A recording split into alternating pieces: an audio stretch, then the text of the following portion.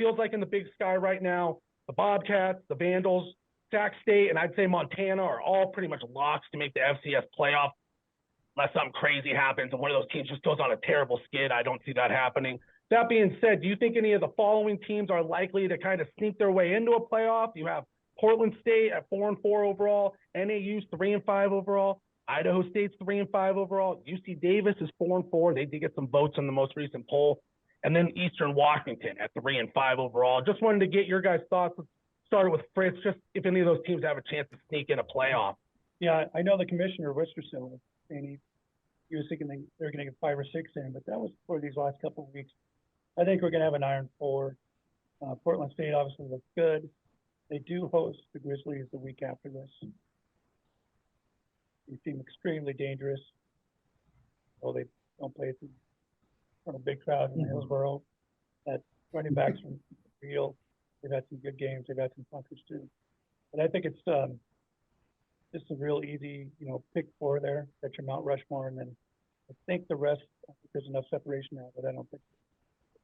Yeah, no, that's well said. It's interesting because before the season, there was talk about 7 Big Sky teams making the playoffs. So, Mark, your thoughts on that one? Yeah, I don't think any of them will make it. And so it was really hard to try to find one that might. And I guess if anyone might, it might be UC Davis, but it would probably come down to their last game at Sacramento or versus Sacramento State to get there. And I guess I don't think the other ones have a chance. And the other thing is, you have to have 7 Division I wins. Is that a lock, or if you have 6 in a Division II, or if you have 6 Division I? I mean, I don't know if that's the ironclad limit you have to. It's as ironclad as it used to be. Yeah. No. How about yourself, Ian? No. Well said, Mark. And how about yourself, Ian?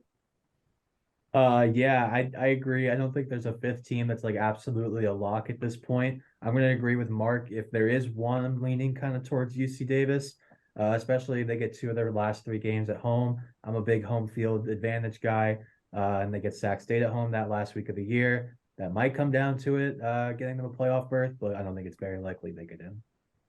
Yeah, no, it's a tough call right now. I'm kind of on the same boat.